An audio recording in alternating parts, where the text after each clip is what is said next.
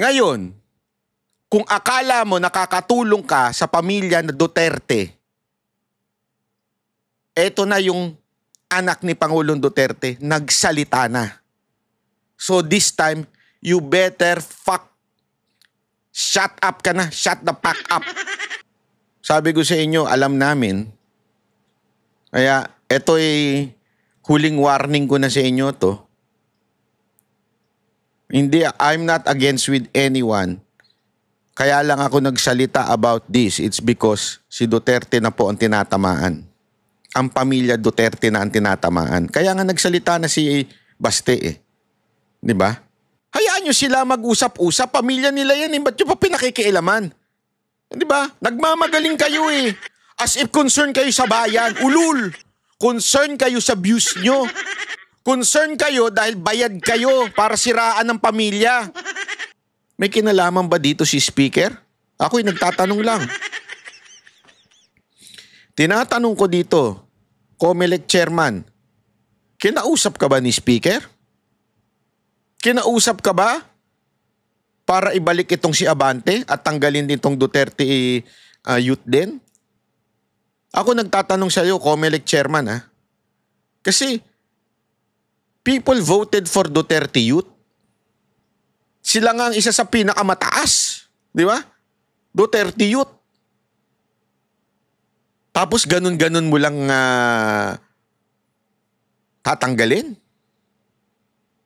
O, tapos eto pang si Uy. People, Manila citizen voted for Uy. Tapos biglang sasabihin mo lang, hindi, forfeit yung kanyang candidacy. Ano ba to?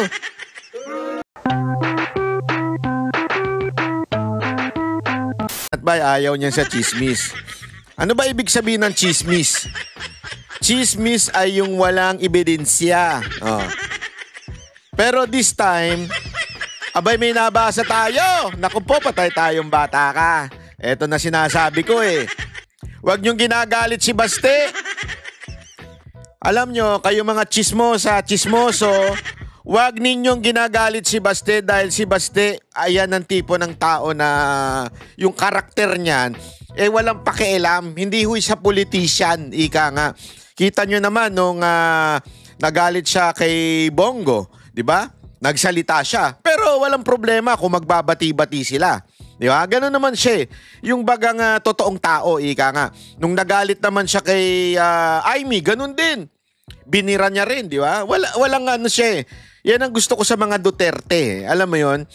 Particular dito kay Baste, pagka talaga, diretsuhan, walang paligoy-ligoy. Ika nga hindi galaw politiko. Kasi alam mo, kahit po ako, mga kababayan, yan ang isang bagay naasiwa ako sa mga politiko, yung they're trying to be nice because of politics. I hate that, sa totoo lang. Kasi sa akin, pag mali, mali. Pag tama, tama. Yun ako eh. Ayoko nung paligoy-ligoy pa. Ako yung tinataong prangka, ika nga. Diyan ko nakita si Baste, di ba? Prangka si Baste. Alam nyo, kami po, marami po kaming alam. Hindi po kami nagsasalita dahil ayaw namin pong sumausaw, ika nga. Ayaw namin pong nangingialam sa mga personal na buhay ng mga politiko. Kasi ano naman pakialam namin? Di ba? Ano bang, una-una, anong pakialam natin kung isang tao, maraming lalaki, maraming babae, wala tayong pakialam dyan.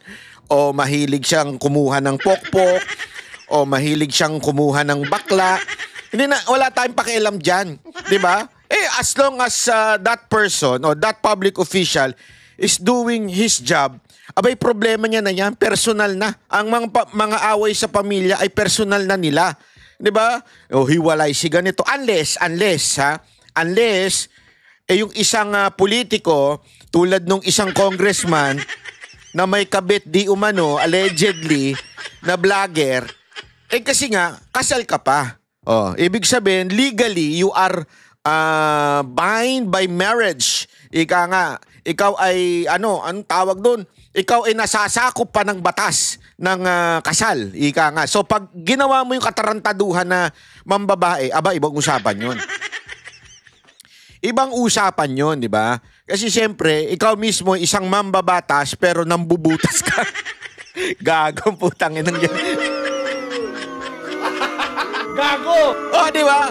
Ewan ko ba ito mga mambabatas natin, mahilig mambutas, ano? Ang dami kong kilala dyan, eh. Uta, puro mga manyakol, eh. Oh! Sabi ko sa inyo, meron pa isa dyan, akala mo sobrang linis.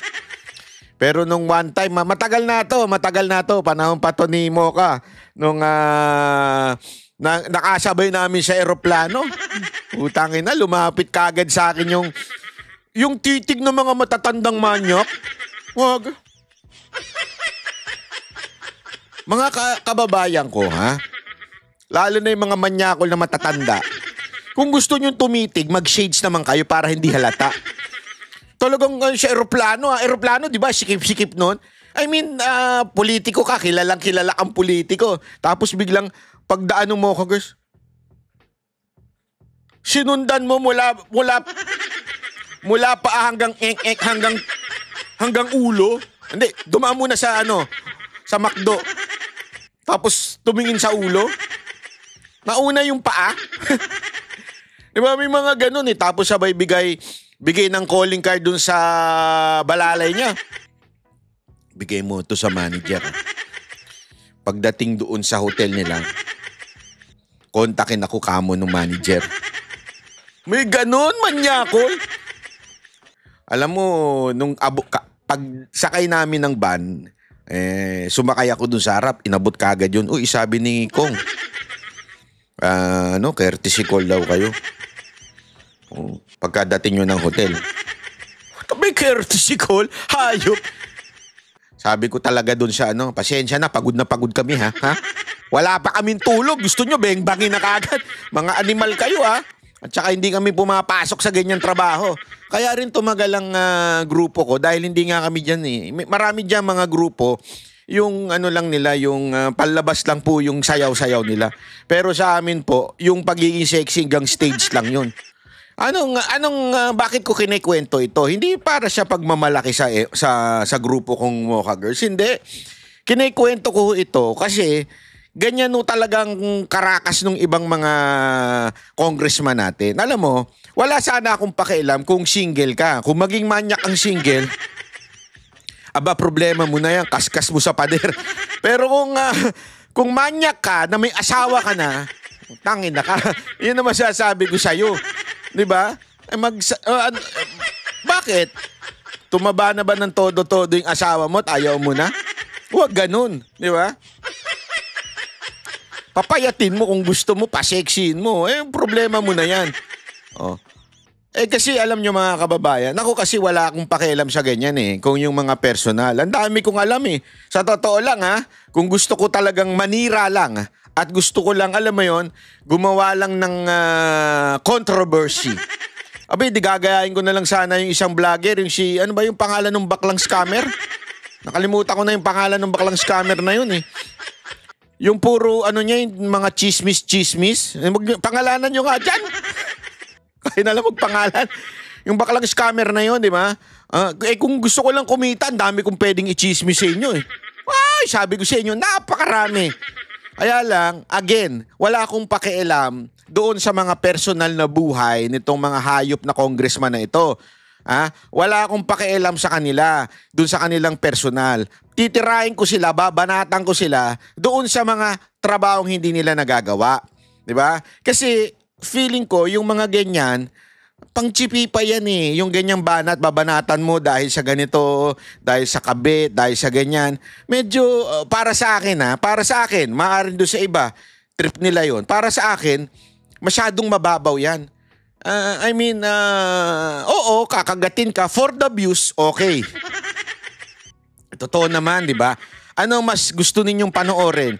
Yung huli, ang kabit ni Congressman Tutut. Ganon, di ba? Halimbawa, mas gusto niyo yung impeachment trial, hindi matutuloy dahil sa, mas ikiklik nyo? Di ba mas ikiklik nyo yung, ay, kabit ni Congressman, si ganito. Ay, talaga may kabit. Di ba? Siyempre, kasi nga naman, pambirang buhay re. Alam mo naman tayo mga Pilipino, pastime yung chismis pag uwi sa bahay. Asan na yung mga kachismisan natin dito? Kakachismisan lang doon sa opisina. Pag uwi, chismisan na naman. Hilig natin yan eh. Kaya ka tuloy, yung mga ibang vlogger, natitempt tuloy na gumawa na lang ng chismis. Ayan, nagsalita na si Baste. Yan, patay tayo dyan. Aniyari kayo kasi kayo mga chismosa kayo eh. Gago! Ngayon, susubukan natin hindi magpangalan para naman ito for the sake of protecting them, susubukan natin hindi magpangalan. Okay? Pero kayo na lang ang mag-read between the lines. Ika nga. Maging mautak na lang kayo sa panunood na ito.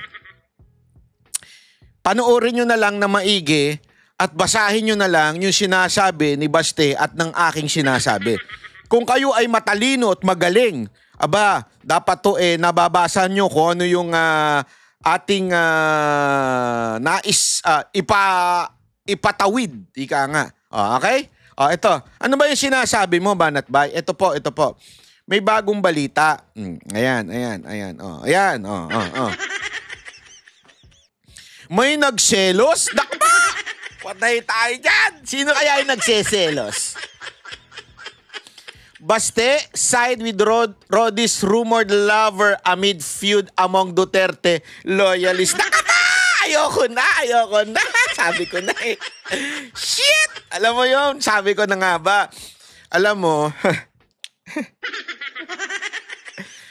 kasi, yung mga, again wala po akong sinasawsawan dito. Kaya lang, sumusobra na. At tinatamaan na si Pangulong Duterte. Kaya, magsasalita na tayo. Yan. Again I have nothing against with those vlogger na gumagawa ng chismis for the sake of their content. Wala tayong magagawa kung bobo ka talaga. Gagawin mo talagang chumismis na lang. Bobo ka eh. Ganun talaga pag bobo, gawa ka na lang ng chismis. Kaya lang ang problema, tinatamaan na si Pangulong Duterte. Naiiskandalo na ang pamilya niya. Naiiskandalo na siya. So kung ikaw ay totoong Duterte supporter, kung totoo ka, putang ina ka, tumahimik ka na. Bakit? Naiiskandalo na si Tatay Digong. Are you listening? Tumahimik ka na dahil inuungkat mo na yung buhay ni Pangulong Duterte. Binababoy mo na siya. Kung ikaw may problema ka doon sa ibang nasa paligid ni Pangulong Duterte, makiramdam ka naman. Dahil ang nabababoy, hindi yung tinitira mo, kung hindi si Pangulong Duterte. Unless totoo yung narinig kong bayad ka para gawin ito. May narinig ako. Pero hindi ko na lang yung i-consider. Pero may narinig akong binabayaran ka ng isang taong nagseselos kay Pangulong Duterte.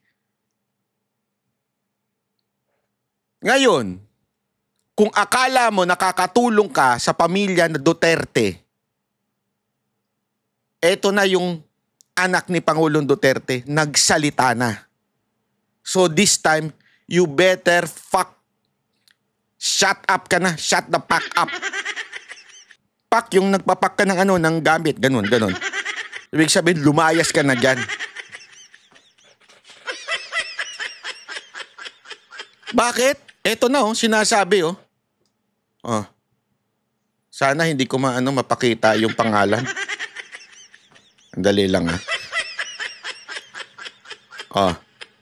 Sabi dito, Davao City Mayor Sebastian Baste Duterte appears to have thrown his support behind Cagayan de Oro Councilor Joylyn Gerly Balaba. Eto mga kababayan this is an open secret. Anyway, dilantad na naman ng iba eh. A known ally of his father, former President Rodrigo Duterte, amid growing tension among Duterte's camp online supporter. So mainstream na kayo, mga animal kayo. In a recent Facebook post, the younger Duterte shared a video from Billionario News channel featuring Balabas' visit to the former president at the ICC Detention Center in The Hague, Netherlands. His caption read, "Kanang sigag langi," hindi ko na pasensya na, baka magkamali ako, hindi ko na babasahin sa Bisaya. Ang translation, "What I don't like are those who keep babbling nonsense." Yung mga ayaw daw niya ay yung mga taong putak lang ng putak. At ano yung pinuputak? Men sense ba o wala? Nonsense. The post was widely interpreted as a dig at critics of Balaba, particularly online personalities.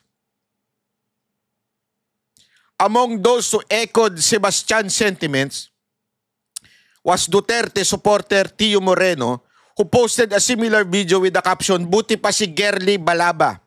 Friends ni VPSD. Ang iba dyan, nga."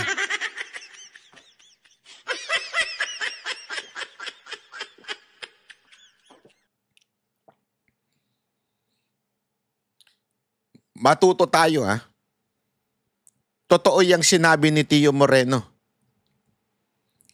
Yung mga babaeng nakapaligid kay Pangulong Duterte ay suportado ni VP Sara Duterte. Sa katunayan niyan, hindi na nakapagpigil si Baste. At sinasabi niyang itigil na yung bunganga ninyo na nonsense. Huwag niyong antayin na pangalanan kayo at durog kayo. Huwag niyo nang antayin. Pangalanan pa kayo ni Baste. May alam po kasi kami na hindi namin pwedeng sabihin dahil we are not authorized to say it. Pero makiramdam na lang kayo. Ang tinitira ngayon kasi dyan sa The Hague ay yung dalawang malapit kay Pangulong Duterte. Akala ko ba galit ka? No. Sa mga may babae o may girlfriend. Tandaan ninyo, annulled po si Pangulong Duterte. So walang ginagawang masama si Pangulong Duterte. Kung sakasakali na marami siyang jowa, anong ba pakialam nyo? Hot si Pangulong Duterte. Diba? At iyan na nga, isa pa nga sinabi ni Tio Moreno, gusto daw ni VP Sara Duterte, which is, I don't think this person will talk na walang basihan. At alam ko rin, through confirmation, talagang walang problema si VP Sara Duterte at sila Baste doon sa mga binabanatan ng ilang mga chismosa at chismoso na mga tao dyan sa The Hague. So kung ikaw ay totoong Duterte supporter, kayo mga nandiyan sa The Hague, kung ikaw ay totoong Duterte supporter, tumahimik na kayo dahil tinatamaan na ang pamilya Duterte. Kung talagang Duterte supporter kayo, tatahimik kayo kasi alam nyong pinagpepiestahan na ng media yung katulad nitong girlfriend. Dahil sa putang inang kadaldalan ninyo. So kung ikaw ay sunod-sunuran ka pa rin sa mga vlogger na chismosa, hindi ka talaga Duterte supporter, chismosa ka lang. Kahit si VP Sara Duterte, walang problema doon sa dalawang binabanatan dyan na tinatawag na girlfriend daw ni ni Pangulong Duterte. Kaya nga ang title nito may nagseselos. May nagseselos. At itong nagseselos na ito, may binabayaran.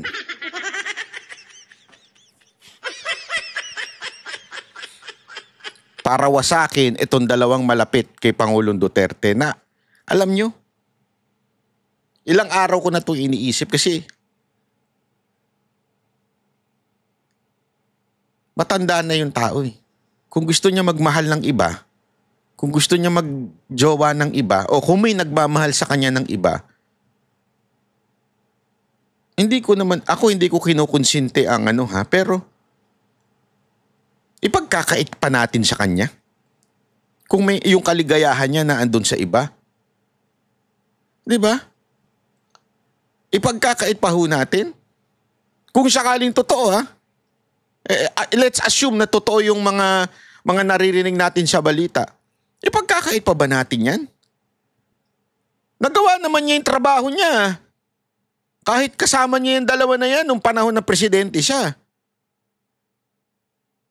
Personal matter na yan eh. Bakit tayo nakikisawsaw? Nagawa naman niya yung trabaho niya. Bakit niya tayo sinasawsawan pa ito? Diba? Ano motibo? Ako alam ko. Pera.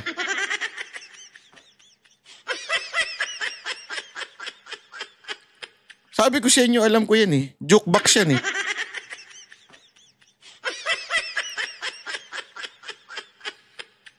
Sabi nga nila, kung gusto mong dumihan yung iba, magmamalinis ka, dudumihan mo yung iba, di ba? Para magmukha kang malinis. Utang ina nyo. Sa totoo lang, amoy na amoy namin kayo. At kumpirmado ito sa pamilya. Hindi na lang ako magsasalita pero kaya nga ako ayokong sumausaw dito sa issue na to eh. Kasi malalim ito. Malalim ito. Kaya lang, ang dami ng tanga na nadadala. Pero kung talagang Duterte supporter kayo, magising kayo. Tinatamaan si Pangulong Duterte. At sigurado ako umaabot sa kanya yan. Parang yung sinasabing pinagkakait nyo. Sabi ko sa inyo, alam namin. Kaya ito ay huling warning ko na sa inyo to. Hindi, I'm not against with anyone. Kaya lang ako nagsalita about this. It's because si Duterte na po ang tinatamaan. Ang pamilya Duterte na ang tinatamaan. Kaya nga nagsalita na si Baste eh. Di ba? Kaya nagsalita na siya. At shinare niya. Ano ba yung shinare niya? Ito. Ayan o. Di ba? O yan yung shinare niya. Kanagsigig lagi raman nila. Sorry, hindi ko talaga alam eh.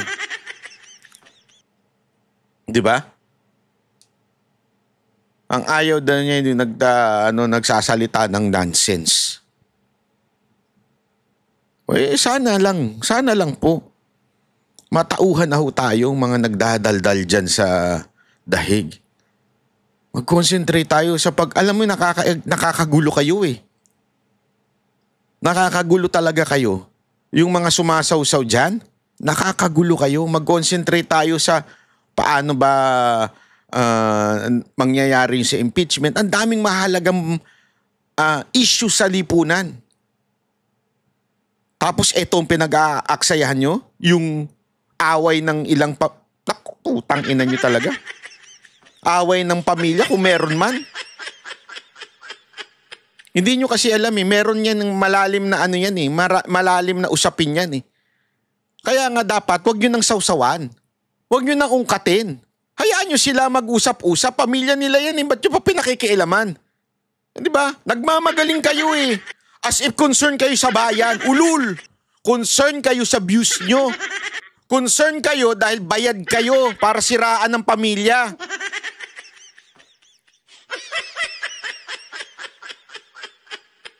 O anyway, pag-usapan na natin yung mga isyong may init. Ha? Bakit? Kasi ito may mainit na issue eh. Alam nyo, yung pagka disqualify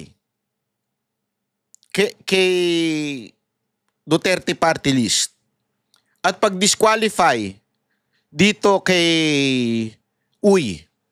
'Di ba? Sino si Congressman Uy? Siya yung nahalal na nanalong congressman sa Maynila Biglang sasabihin ng COMELEC, ano pala, hindi tama yung ano mo, yung pagkakandidasi mo. So, tanggalin ka na, si Abante na lang uli congressman. Mga kababayan, malaking issue ito. Malaking issue ito. At sa tingin ko, opinion ko lamang to, may kamay dito si Speaker. Diba? Opinion ko lamang to This is just an opinion and it might be wrong. Pero sa tingin ko, naku po, may kinalaman ba dito si Speaker? Ako'y nagtatanong lang. Tinatanong ko dito, COMELEC Chairman, kinausap ka ba ni Speaker? Kinausap ka ba para ibalik itong si Abante at tanggalin itong Duterte youth din? Ako nagtatanong sa iyo, COMELEC Chairman Kasi people voted for Duterte youth. Sila nga ang isa sa pinakamataas. Di ba? Duterte youth. Tapos ganun-ganun mo lang tatanggalin. Tapos eto pang si Uy. People, Manila citizen voted for Uy. Tapos biglang sasabihin mo lang, hindi, forfeit yung kanyang candidacy. Ano ba to? Dahil ba maraming ginawa si Abante? Again this is a question. Sana wag ganito. Pakinggan po natin itong paliwanag ni ni Cardema. May punto siya dito Bakit? Ito ay pwedeng gamitin kay BP Sara Duterte sa 2028. Kunwari nanalo siya. Baka sabihin nga, ay sandali, forfeit yung candidacy mo kasi may mga kaso ka. Diba? Kasi yan ang ginamit sa Duterte Youth. Again, trial ito. Trial tong ginawa nila. Parang yung ginawa kay Pastor sa KOJC, trial yun Yung paglusob, nung walang masyadong nagwala, ginawa nila ngayon kay Pangulong Duterte. So, hindi kaya trial itong kay Cardema sa party list at saka itong kay Uy, kung walang iimik at magsasampa ng kaso dito sa COMELEC chairman, pwede nilang gawin uli yan pag nanalo si BP Sara Duterte bilang Pangulo. Kasi nga laging ganyan ang kanilang pattern May testing muna. Pagka diba? Tapos, halimbawa, ito'y katang isip lamang na maaring mangyari. Kumandidato, hindi talaga makahabol si Speaker. So kahit number 2 lang siya. Diba? Kahit number 2 lang, okay na. Tapos, biglang i-forfeit yung candidacy ni BP Sara Duterte. Presidente bigla si Speaker. Ako po.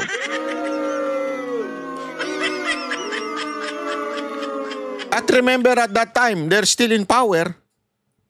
The command from the police and the AFP ay nasa presidente pa, na kay Marcos pa. So kung sino ang pumalag, pwedeng ikulong kaagad. Di ba? I mean, ito'y katang isip lang.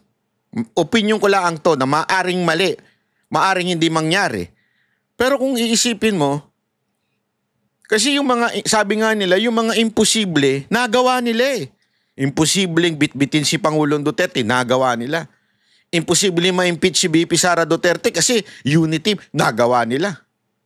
So lahat ng imposible, kaya nilang gawin. Di ba? Panoorin natin to. Kasama po natin ang chairperson ng Duterte Youth Party List. Ukol pa rin po dito sa desisyon nga po ng COMELEC 2nd Division at tatanungin po natin ang kanilang reaksyon. Sir Ronald Cardema, magandang umaga po. Good morning po, ma'am.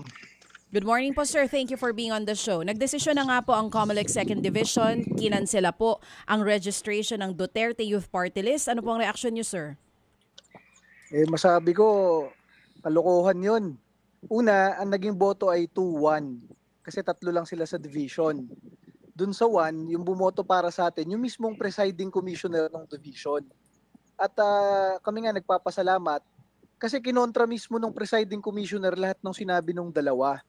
Ang sinasabi lang kasi ng mga petitioner laban sa atin, nung 2019 daw, unang-una meron daw tayong hindi pinablish sa dyaryo.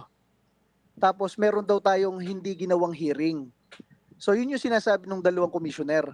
Alam niyo yung sabi mismo ng presiding commissioner sa pagkontra niya dun sa dalawa, naka-state naman sa dissenting opinion, it is never the fault of Duterte Youth Party List because under the party list law, it is actually the COMELEC who is required to publish. Oh, ayan, nalinaw niyan. Yung sinasabi ng dalawang commissioner, tatlo daw yung commissioner. Yung pinaka-head doon, nung committee na yon, ang mismo nagsabi, walang problema yung sinasabi niyong publication kasi nasa batas natin ang magpapublish ng publication na Duterte Party List ay tayong COMELEC. Mismong head noong committee na yon. Yung dalawa, ewan ko kung inappoint yun ni Marcos. The name of Duterte Youth Party List. And kung nakalimutan ni COMELEC, hindi kasalanan ni Duterte Youth yun. Kasi lahat naman ng pinapapublish ni COMELEC sa atin, lahat yun pinablish natin. Lahat ng notice of hearing, lahat ng hearing, inatanda natin. Hindi naman kasi kaya ni Duterte Youth Party List na tayo yung pupunta sa COMELEC, magsasabi tayo na kailan po yung hearing natin, punta tayo. Ang nagyayaya mag-hearing, sila ang government office hindi naman yung petitioner dati. So tayo ay pinagtanggol mismo ng presiding commissioner. At sinabi pa doon ni presiding commissioner Ray Bulay, lahat ng ibang allegation, promoting violence daw tayo, vote buying daw tayo, lahat-lahat doon, kinontra ni presiding commissioner dahil hindi daw totoo yun. Walang facts, walang ebidensya and everything. Yun naman po ang totoo doon. Alam nyo, nakakatakot dito sa ganito. Ibinoto tayo ng 2.3 million na Pilipino. Kaya lang palang baliktarin ng 2 Pilipino yon. Grabe, no? Sovereign will na yon. Grabe. Paano pagtatakbong presidente si Sara Duterte sa 2028? Oo At nga. bigla na lang sinabi ng COMELEC, after siya iboto ng milyong-milyong Pilipino, teka, disqualified ka pala, Madam President-elect. Kasi may kaso ka noong 2025, nagwala ka, nagmura ka, kinasuhan ka ng NBI, kinasuhan ka ng DOJ. Nako. Ganyan ang mangyayari dyan kapag hinayaan. Alam mo, posible yan kasi tandaan ninyo yung mga kaso sa kanya, parang out of this world yung kaso kay BP Sara Duterte, talagang sinadya lang. Para bagang, sige, kasi may kaso ka. I mean, you understand what I mean?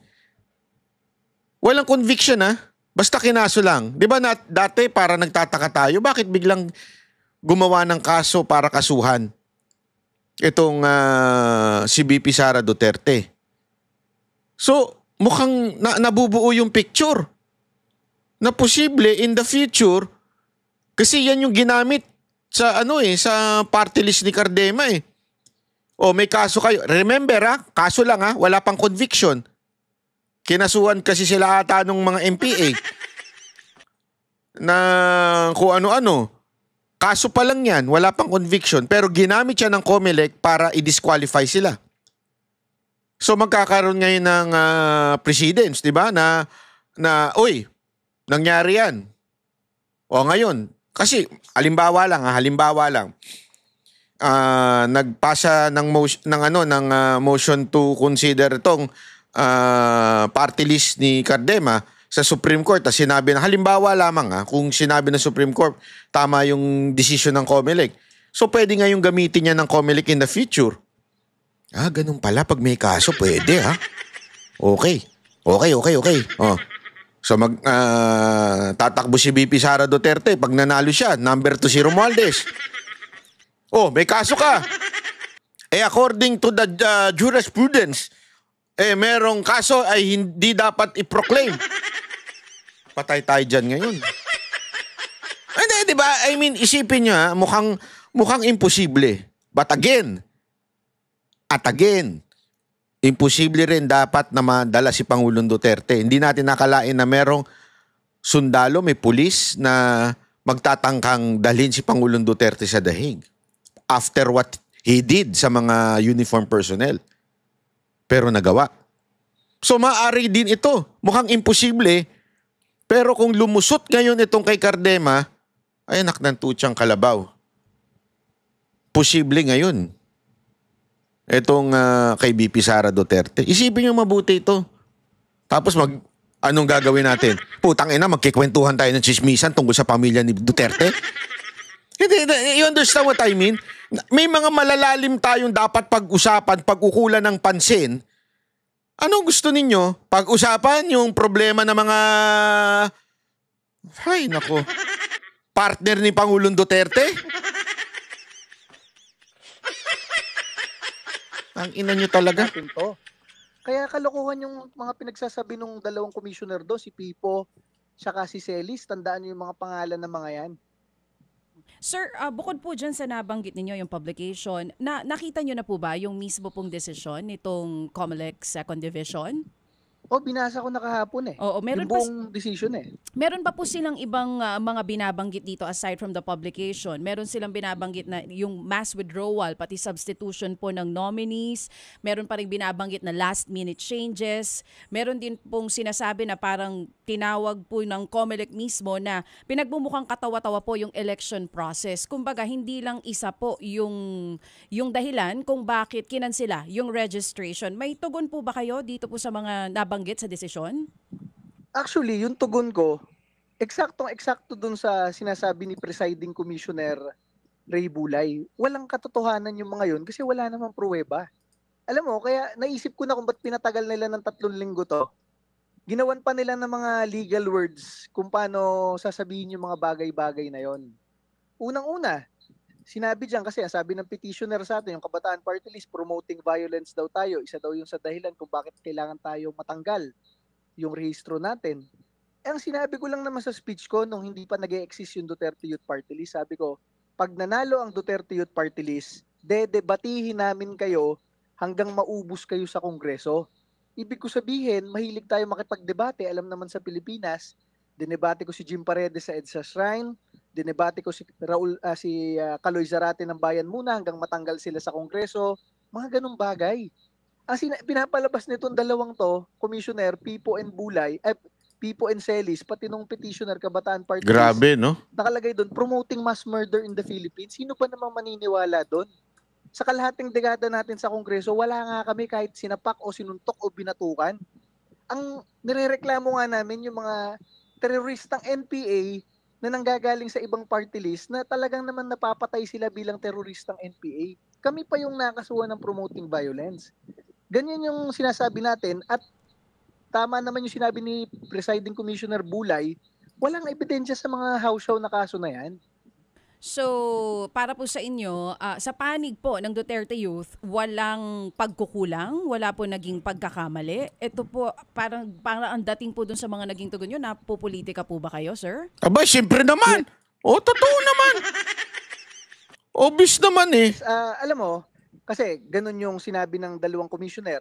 Pwede ko naman sabihin na ganito naman yung site namin.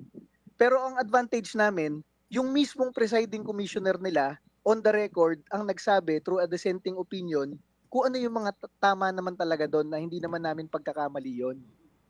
Ang sabi naman po kanina, kausap namin si COMELEC Chairman Attorney George Garcia, pwede pa po ito for motion for reconsideration. Ay, yun din po ba ang plano ninyong gawin?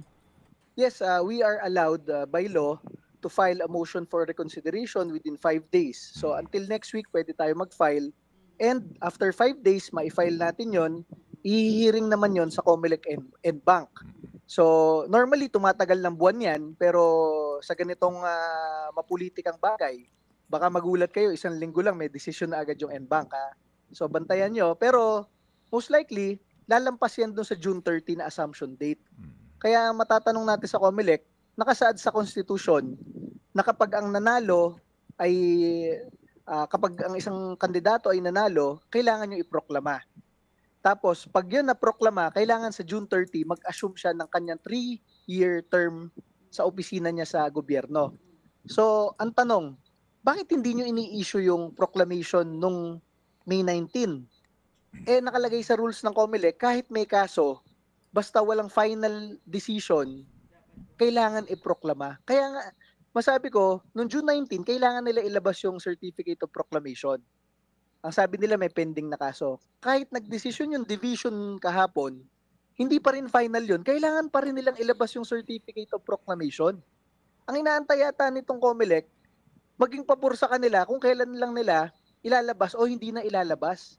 Yun yung TRO nating hinihingi sa Supreme Court na kailangan ilabas ng COMELEC dahil nanalo naman talaga tayo. Hindi naman nila pwedeng parang burahin na lang yung panalo natin. Nanalo talaga tayo. And they are required to produce that certificate of proclamation hanggat walang final Grabe, no? decision sa ating kaso. So, kumbaga po, Sir Ronald, dapat proclamation forthwith. Parang ganun ang Si... Medyo hindi lang na nasakyan ni Cardema pero tama tong sinabi ni Ted Filon eh. Alam mo kasi yan ang ano nila eh. Yung salitang forthwith.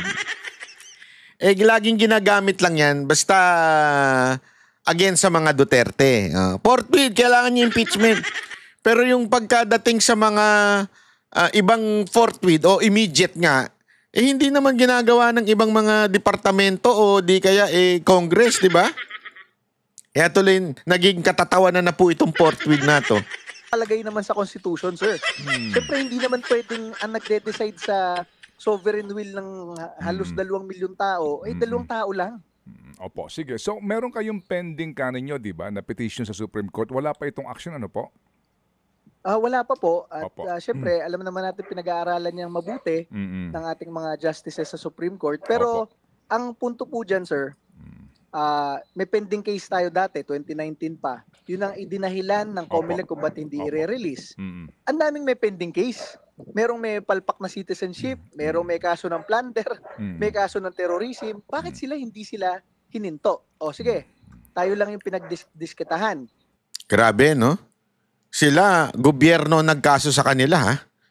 Ng terrorism, ha? Gobyerno nagkaso dun sa mga party list na makakaliwa. Ito, ang nagkaso sa kanya, yung mga makakaliwa.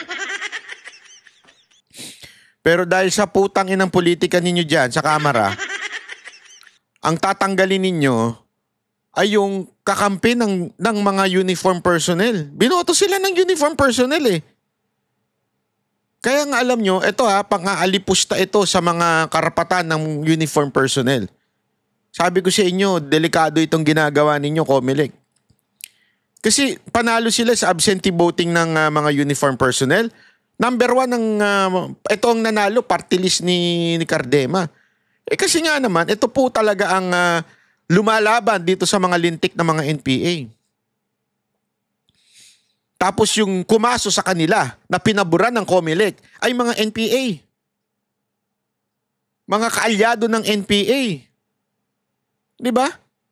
Ito yung mga supporter. Kaya nga sila CPP, NPA, NDF eh. Kahit anong palusot nila na hindi sila NPA, red tagging niya. Hindi. Si Joma Sison ang nagbanggit sa inyo.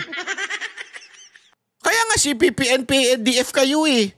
Magkakaalyado kayo. Tapos yan ang papaboran ng COMELEC. COMELEC chairman, ano na nangyari sa'yo? Pumapabor ka na ngayon sa mga makakaliwa? Sa mga are you? Nako, ayoko mag-isip na masama Ayoko mag-isip na masama pero hindi tama yan, sir. Kahapon nag-release yung division na tayo i-disqualified sa division nila. Hindi pa rin final yun. Kailangan nyo pa rin i-release yung certificate of proclamation dahil nanalo naman talaga. Opo. So, i-MR po natin next week. Opo. So, baka patagalin nila yan. Malay natin, 1 linggo, may decision na yung NBank. Tanggal na naman tayo sa NBank. Itataas naman natin sa Supreme Court yan na hindi walang basis yung pagkansela sa atin. So, ang totoo po dyan, sila tong gumagawa ng mockery of the elections. Ayaw nilang ilabas yung certificate of proclamation, hindi tayo ang nagmamak sa election po na ito. Sige po. So, kumbaga, you are going to exercise lahat ng mga legal remedies dito po sa inyong kinasadlakan nga ngayon sa COMELEC. Ngayon, sir, panghuli na lang po ito. Ano ho ba ang inyong katwiran? Ano ba ang katwiran po nitong si Ma'am Drixie? Opo, Drixie May S. Cardema kasi yung nakalagay doon sa kona po ninyo, di ba? At ito po ay meron pong inilabas na actually liham lang naman ng COMELEC at hinihingi ng paliwanag itong si Ma'am Drixie kung bakit siya gumamit ng Cardema hindi naman daw yung kanyang apelyido o hindi naman po ito kumbaga kahit na asawa o anuman, wala pong Cardema, hindi siya Cardema. Ano pong paliwanag nyo? Yes, alam nyo, pinaliwanag na namin yan 3 years ago pa. Kaya nga nagtataka ako dito sa Comelec eh. Nag-request kami sa Kongreso na yun ang gamitin niyang political name. Bakit? Ang alam ng mga tao, Cardema, ang nakikipag-away laban sa NPA, Cardema, ang kongresista ng Duterte Youth Party List. Dahil ako yung unang nanalong kongresista, then sumunod ang aking asawa, na sister naman niya, yun ang dalang political name. Sa Kongreso po, every start of the term, makikita nyo napakaraming sulat sa SecGen at sa Secretariat ng Senado kung ano ang gagamiting political name. Opo. Kunyari si Congresswoman Jesusa Hernandez Bautista, baka hindi nyo kilala kasi ang gamit niya Lani Mercado Revilla. Baka hindi nyo kilala si Mayor Mortel Bautista kasi siya si Mayor Strike Revilla ng Bacoor. Baka hindi nyo kilala si Senator Jose Pimentel Ejercito kasi Senator Jinggoy Ejercito Estrada ang gamit niya. So that is a political name kasi sa Pilipinas po, importante ang name recall. Alam nyo, ayan po yung sinasabi natin eh. Na allowed po yan sa Comelec. Allowed po yan na kung ano yung gagamitin mong political name. Yung iba nga may AKA pa eh. Kung mga rapper lang yan eh. Pwede nilang gamitin yun eh. Kung ano yung inirehistro mong pangalan para mas may name recall, ginagawa yan ng lahat ng mga politiko. Hindi nila kinokompleto. Kasi pag dati po, tandaan ninyo, dati sinusulat yung pangalan. Okay? Yan po ang konteksto nun. Dati sinusulat po yung pangalan. So kailangan, kasi yung iba kilala, halimbawa, Robin Padilla. Ang totoong pangalan niya, di ba, Robin Hood. So kung ito yung noong unang panahon, na hindi pa yung sinishade-shade, pag isinulat Robin Padilla, ang pangalan ni Robin Padilla, Robin Hood Padilla, hindi makakount sa kanya yon. So, kailangan niya i-rehistro yung Robin kahit hindi niya pangalan yon. Nagigets nyo? Yun yung dati na isinusulat pa. Ngayon, sinishada na lang. So, mas madali nang maano ngayon. Kaya nga, ibig ko lang sabihin, marami po ang gumagawa ng ganyan. Bakit ito lang si Cardema ang pinag-initan kung sakaling ginamit yung kanyang apelido na Cardema? Di ba? Pwede mo ikatalo yan. At ang nagtataka ko dito sa Comelec, Congresswoman Drixie Suarez Cardema is the vice chair of the House Electoral Committee. Ibig sabihin siya yung isa sa nagsusupervise sa Comelec. Sa lahat ng sulat ni Congresswoman Cardema sa Comelec in the past 3 years at sila ay nagre-report kay Congresswoman Cardema, Congresswoman Drixie Suarez Cardema naman ang gamit niya talaga kasi yun ang political name sa Kongreso. Inisyuhan pa siya ng ID ni Speaker Romualdez kasi nga in-apply niya yung political name na yon. Ito gagawing issue nitong mga to. Ang sinasabi ko nga dito sa Comelec, nire-raise na namin yung ibang issue na mas importante, yung merong apektado ang buhay ng Pilipino katulad na sa Kabataan Party List, ni-rate 3 beses yung member nila. Ayaw kami pansinin naman ni Comelec. Grabe, no? Mas issue sa Comelec yung pangalan na allowed naman kaysa doon sa may isang grupo na mismo talagang merong nangyaring kaharasan. Karahasan. Tama. Diba meron mismong panggagahasang nangyari doon sa kanilang party list. Doon sa kanilang grupo. Kaya nga nila biglang tinanggal eh. Bigla lang nilang tinanggal. So dapat nga yun ang mas alam mo yun, hindi ko sinasabing i-disqualify yung because of that ha. Pero dapat yun ang mas pinagtutuunan ng pansin. Diba? May kaso yun. So, pero anong pinagtutuunan ng pansin ng Comelec? Yung pangalan ng Cardema. Yung hindi pag-publish. Na puro naman yun, legal. Etong ginagawa ng mga makakaliwa, puro illegal. Tapos hindi nila pinupuna. Ano to? Comelec, mukhang ano kayo ah. Hindi, dalawa lang yan eh. Nautusan kayo? Nung kataas-taasang Panginoon nila dyan sa kamera? O baka naman, membro na rin kayo? Ano sa tingin nyo? Kayo nga sumagot mga kababayan? Kayo nga sumagot? Ano sa tingin ninyo? Oh. Kami lang talaga tinitira ni Comelec kasi alam nyo naman talaga, kami nag-file ng attempted na impeachment laban sa presidente. Yon! Gago! So malamang sa malamang, I don't think makakaliwa si Comelec chairman eh. Mukhang ginamit lang nila. Hilig kasi nilang gamitin to mga lintik na mga makakaliwa eh. Dahil nga, ito ang nag-file ng impeachment.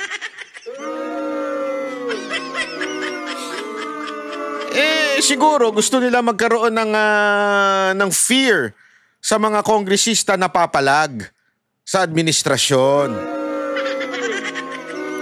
O, subukan ninyo mag-impeach kay Duterte, sorry.